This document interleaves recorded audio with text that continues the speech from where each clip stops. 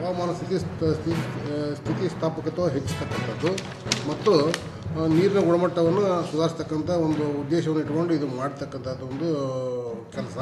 ಇದರ ವಿವಿಧ ಯೋಜನೆಗಳು, ಇದು ಗ್ರಾಮೀಣ ಉದ್ಯೋಗ ಖಾತ್ರಿ ಯೋಜನೆ ಇರ್ಬೋದು ಅಥವಾ ವಿವಿಧ ಇಲಾಖೆಗಳ ಯೋಜನೆಗಳನ್ನು ಸೇರಿಸಿಕೊಂಡು ಒಟ್ಟಾರೆಯಾಗಿ ನಾವು ನಮ್ಮ ಜಿಲ್ಲೆಯಲ್ಲಿ 11,971 ಕಾಮಗಳನ್ನು ನಾವು ಅನುಷ್ಠಾನಗೊಳಿಸಿದ್ದೀವಿ.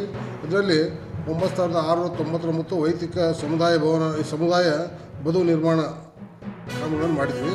ಒಟ್ಟಾರೆ 8,000 ಹೆಕ್ಟೇರ್ ಪ್ರದೇಶದಲ್ಲಿ ನಾವು ಬದು ನಿರ್ಮಾಣ ಮಾಡ್ತಕ್ಕಂಥ ಕೆಲಸವನ್ನು ಮಾಡಿದ್ದೀವಿ.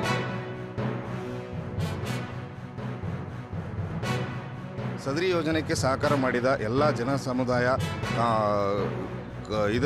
ಸಮುದಾಯಗಳಿಗೂ ಹಾಗೂ ಮತ್ತು ಮೇಲಾಧಿಕಾರಿಗಳ ನಿರ್ದೇಶನ ಮೇರೆಗೆ ಸದರಿ ಕಾಮಗಾರಿಗಳನ್ನು ಅನುಷ್ಠಾನ ಮಾಡಿ ಪರಿಣಾಮಕಾರಿಯಾಗಿ ಗದಗ ಜಿಲ್ಲೆಯಲ್ಲಿ ಅನುಷ್ಠಾನ ಮಾಡಿದ್ದಕ್ಕೆ ಎಲ್ಲರಿಗೂ ನಮಗೆ ಮಾರ್ಗದರ್ಶನವಾಗಿದೆ.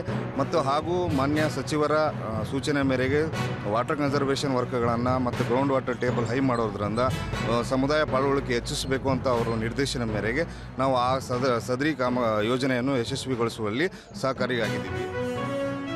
ನಮ್ಮಲ್ಲಿ ಕಳೆದ ಸಾಲಿನಲ್ಲಿ ಸುಮಾರು ಸಾವಿರಾರು ಎಕರೆ ಹೊಲಗಳಲ್ಲಿ ಈ ಬದು ನಿರ್ಮಾಣ ಕಾಮಗಾರಿಯನ್ನು ಕೈಗೊಂಡು ಇದರಿಂದ ನಮ್ಮ ರೈತರಿಗೂ ಸಹಿತ ಒಳ್ಳೆಯದಾಯಿತು, ಜೊತೆಗೆ ನಮ್ಮ ಕೂಲಿಕಾರರು ಸಹಿತ ಅವರಿಗೆ 100 ದಿನಗಳ ಕೂಲಿ ಕಳಲಿಕ್ಕೂ ಸಹಿತ ಸಹಾಯಕವಾಗಿದೆ. ಪ್ರತಿ ನಾವು ಎಕರೆಗೆ 10ರಿಂದ 15 ಕಟ್ಟೆಗಳನ್ನು ಆ ಕಟ್ಟೆಯ ಪ್ರಮಾಣದ ಆಧಾರ ಮೇಲೆ ನೀರು ಇಂಗಿಸುವ ಕೆಲಸವನ್ನು ಮಾಡಿದ್ದೀವಿ. ಇದರಿಂದ ಅಂತರ್ಜಲವನ್ನು ಹೆಚ್ಚಿಗೆಯಾಗಿ ಸಾಕಷ್ಟು ಹಸಿರೀಕರಣ ಆಗಿರೋದರಿಂದ ಕೇಂದ್ರ ಸರ್ಕಾರ ಜಲಸಂಚಯನ ಯೋಜನೆಯಡಿ ಗದಗ ಜಿಲ್ಲೆಗೆ ಒಂದು ಪ್ರಥಮ ಸ್ಥಾನ ಬರಲಿಕ್ಕೆ ಸಹಿತ ಸಾಧ್ಯ ಆಯಿತು ಅಂತ ಈ ಮೂಲಕ ನಾನು ಹೇಳಬಯಸ್ತೇನೆ.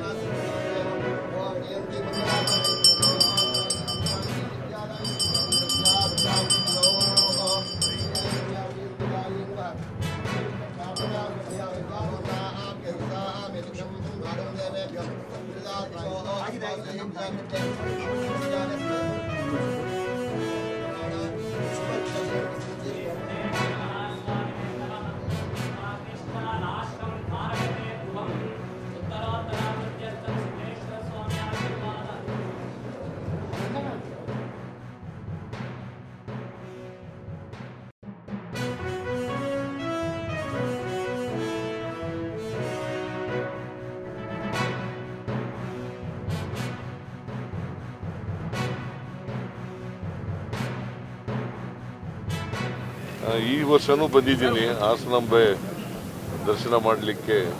ಈ ವರ್ಷನೂ ಬಂದಿದ್ದೀನಿ. ಈ ವರ್ಷ ಭಾಳ ಅಚ್ಚುಕಟ್ಟಾಗಿ ಮಾಡಿದ್ದಾರೆ. ನಮ್ಮ ಕೃಷ್ಣ ಬೈರೇಗೌಡ ಒಳ್ಳೆ ಕೆಲಸ ಮಾಡಿದ್ದಾರೆ. ಶಿವಲಿಂಗೇಗೌಡ ಅವರೆಲ್ಲ ಇಲ್ಲಿ ನಮ್ಮ ಲೋಕಸಭಾ ಸದಸ್ಯರು ಶ್ರೇಯಸ್ ಅವರೆಲ್ಲರೂ ಕೂಡ ನಮ್ಮ ಕಾರ್ಯಕರ್ತರೆಲ್ಲ ಅವರಿಗೆ ಸಾಥ್ ಕೊಟ್ಟಿದ್ದಾರೆ. ಸೊ ಚೆನ್ನಾಗಾಗಿದೆ. ಈ ಸಾರಿ ಹೆಚ್ಚು ಜನ ಭಕ್ತಾದಿಗಳು ಬಂದು ದರ್ಶನ ಮಾಡ್ತಾ ಇದ್ದಾರೆ.